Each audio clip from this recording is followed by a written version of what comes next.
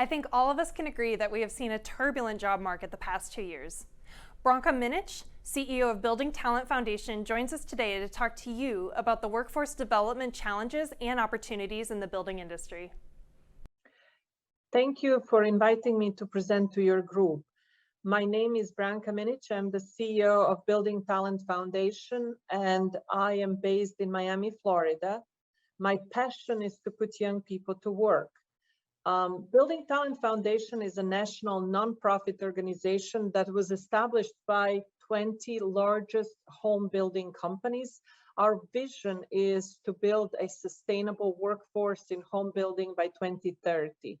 We are working by partnering with employers, training providers, and other industry stakeholders, and focusing our attention on recruiting, connecting, placing, and retaining the next generation of talent. Our ultimate goal is to bring 100,000 new workers into the industry by 2030. Our founding partners are companies that are probably among your membership, and you certainly work with many of them. We are in 10 locations in United States right now, in Arizona, Texas, Tennessee, and Florida. And we are planning to open 15 more markets by the end of this year. If we talk about the huge and acute challenge of talent shortage in building trades, we have to distinguish actually between three problems. There is a challenge of talent supply, talent training, and talent retention. What are these three challenges? First of all, let's talk about talent supply challenge. According to a recent study, the industry will need to recruit, train, and place more than 2.2 million new workers. Over 40% of the construction workforce currently in the industry will retire by 2031.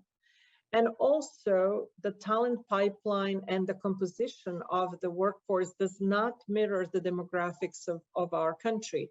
Only 3.1% of tradespeople who are working on residential construction job sites are women, and less than 30% of tradespeople are people of color.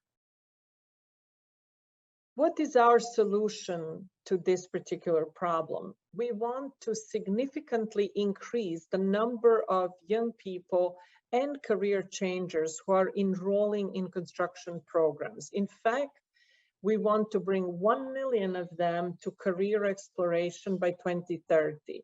We're doing this by partnering with schools and training providers and promoting home building as a career of choice. Here are some statistics of what we have accomplished last year. We have 221 employer partners, 155 education partners, and 88 sponsors, companies that are deeply involved in supporting Building Talent Foundation. At the same time, between our education and recruiting partners, we right now have a pipeline of 10,000 potential candidates over the next 12 months. These are young people and career changers who are receiving their certifications and training right now, and who will be available for starting new positions over the next 12 months. We have conducted more than 430 various events in schools, hiring events, job fairs, career fairs, meetings with employers, meetings with parents and school counselors to promote career courses, and also to help young people and career changers meet with employers. Here are two examples. Ivan and Kevin are two young people who were in difficult situations and really needed our support to find the right employment. In fact, Kevin was a young person not on the right path. he joined AMI Kids program, and in Orlando, Florida, he received their electrical trade training, but he also had this aspiration to go to a university. So we were able to identify an employer, Strada Services in Orlando, Florida, who agreed to modify the hours that Kevin would work so that he could also attend college at night. On the other side, Ivan was new to the area. He was unemployed. He didn't have any local networks or supports. And when the time came and he got his job through Building Talent Foundation, he did not have enough money for gas to get to the job. So we were able, with one of our partners, St. Joseph the Worker in Phoenix, Arizona, we were able to provide some assistance to even before he got his first paycheck. So now he's happily employed with Chas Roberts. Let's talk about challenge number 2. What we observed as we did a analysis of the labor market in this industry is that the industry is highly fragmented. There are thousands and thousands of small employers employing maybe 5 to 15 workers. Their HR practices are not sophisticated. They don't have enough training resources in-house.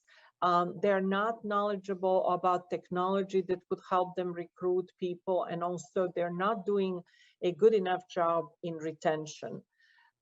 We also brought together education providers and employers in one particular segment in HVAC. And what they told us is there is a great misalignment between what skills are taught in schools and what employers actually expect from their entry-level workers. This is the challenge that we also want to address. And the way we are addressing it is that we are really strengthening direct linkages between employers and educators. We act as a labor market intermediary that brings together these two sides and helps job seekers identify employment opportunities and helps hiring managers also to reach out to various pools of labor that they might not have been aware of. We are also leveraging technology, and I'll tell you more about our Jobs to Build platform. Over the last year, we placed 511 people in entry-level positions in home building. Among our placements, there is 76% people of color, so our pipeline of talent is highly diverse, and also compared to the industry numbers for females, we are double that percentage among our placements. We have a very high retention rate over the first 6 months on the job, and also we surveyed our placed individuals and achieved a very high satisfaction rate. Here are 2 examples. Tiffany was in retail with a part-time position, very low pay, and she couldn't really support her family and her sons. She was a high school dropout, and what she did is she attended a school in Jacksonville, Florida, Florida Career College, and obtained her HVAC certificate. As a result of that, we were able to place her with Del Air in Jacksonville, Florida, and she started, I think, at $16 per hour, and within 2 months, she advanced so much. She was so hardworking that she was making an equivalent of $30 per hour. On the other side, Raymond in Austin, he was a bartender. He was working nights. He was not happy, did not have enough time with his family. And again, because he received adequate training from Austin Community College, we were able to place him with one of our local employer partners. He became a startup technician, and he's now very happy because he can spend more time with his family. Jobstobuild.com is our platform that brings together all the stakeholders. It brings together candidates, training providers, and employers. We have invested in this platform. It is a proven tool as a job board, as a career exploration site, and it comes at no cost to employers and also to any other partners. So I really invite you to visit jobstobuild.com and possibly become one of our partners. We also conducted an HVAC Industry Education Council where we brought the schools and the employers together to discuss how to better align programs. As a result of that, some of our schools changed their curricula. Let's talk about the third challenge, the talent retention challenge. You know what is happening right now, where many employers are struggling to recruit frontline workers, but not only that, they're also losing their existing staff. We wanted to get ahead of this issue and to really understand what are the numbers for residential construction, and especially for those tradespeople working on our job sites. So we engaged with Oxford Center for Employee Engagement, and we conducted a survey both in English and Spanish. The survey was conducted last year, and early this year, the study was analyzed by Professor William Scott Jackson, a world-renowned expert in the area of employee engagement. What are the survey results? 51% of tradespeople working on residential construction job sites are planning to stay in their job. Another 35% are actually consider other positions, and 14% are disengaged but not yet thinking of another position. If we take this entire group and we look at just people who are thinking of another job, 51% of those are thinking of leaving residential construction, and that's a cause for concern. However, when we wanted to compare the numbers for residential construction with other industries, we used something that's called the Employee Net Promoter Score. So we took all the engaged people, there was 42% of them, and we subtracted the people who are not engaged, the 28%. The resulting number 14 is what is called the Employee Net Promoter Score. And this 14 is very much comparable to the average for all other industries. It's in fact a little bit better than manufacturing and some other sectors. Some other results from this engagement study are worth mentioning. For example, the group that is at the highest risk of leaving are the people 1 to 5 years of experience. These are individuals who are already know their jobs, they have some on-the-job training, but they are considering, 43% of them are considering other positions. And also, when we look at people who are in that segment and also supervising others, it's the people who are supervising 5 to 10 individuals who are mostly at risk, 47% of them. So we need to really address this issue in various ways. We looked at the reasons why people are thinking of leaving or they are firmly staying in their job. And what is of utmost importance is both of these groups are mentioning number one reason is training, development, and career progression. So people who are thinking of leaving are saying that they're leaving because of lack of this career advancement, training and development available to them. And at the same time, people who are staying in their jobs are saying that what they love about their job is that they do have opportunities for career advancement, training and learning. This reason comes ahead of pay and benefits.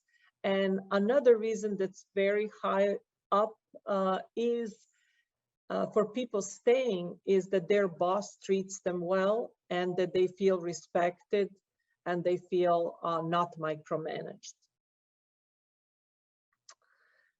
In terms of what we are thinking how to leverage the results of this study is we will be publishing best practice guidelines for employers, how to retain their workers. We will also develop webinars that we will disseminate widely in the industry. We aspire to run this survey biannually to monitor progress of our activities, and we will continue to provide wraparound services to our placed candidates because we want to ensure that we resolve any issues that they might have. In terms of engagement, our goal is 75% retention over 6 months. And we are going to work with our employers to really benefit from best practices from other industries and from the experience of other employers. We're also going to use technology in human resources to help employers to improve these numbers. In terms of resources, we really invite you to visit our website at www.buildingtf.org. We have a number of other resources and research papers that you might find useful. For example, we have done some research into why there is such a shortage of instructors in career technical education and construction programs. And we interviewed instructors across the country to understand where they came from, how they learned about these opportunities, why they liked their jobs, and what are the challenges they encounter. Based on this, we have also some suggestions on how to identify additional instructors. I also would like to point out our research that we did with Boston University, Women Breaking Barriers, how to recruit, train, and retain more women in non-traditional occupations such as construction. We partnered with 2 researchers from Boston University and interviewed a number of role model women who are actively working in construction in various positions. We talked to them about what type of challenges they encountered, how they resolved those challenges, and how do they help other women to thrive in our industry. So this is a paper that I think has a lot of practical advice for employers to create an environment where we could have more women really enjoy home building. Finally, I will point out also that we have recently published our first impact review. It is on our website. Here is the link to and a QR code to that document. I invite you to review what we have done and how we work with our partners, and also possibly consider case studies and success stories. Maybe we can work together. Maybe there is a way for us to form partnership and provide similar services to people in your group. Maybe you can become our employer, or maybe you can be our training provider, or maybe you want to support our activities. We are a 501c3 IRS approved organization, so any contribution to Building Talent Foundation is tax exempt. Finally, here are my contact details. I would welcome to discuss this further. I am looking forward to engaging with you and learning more about your work, and thank you very much for your attention.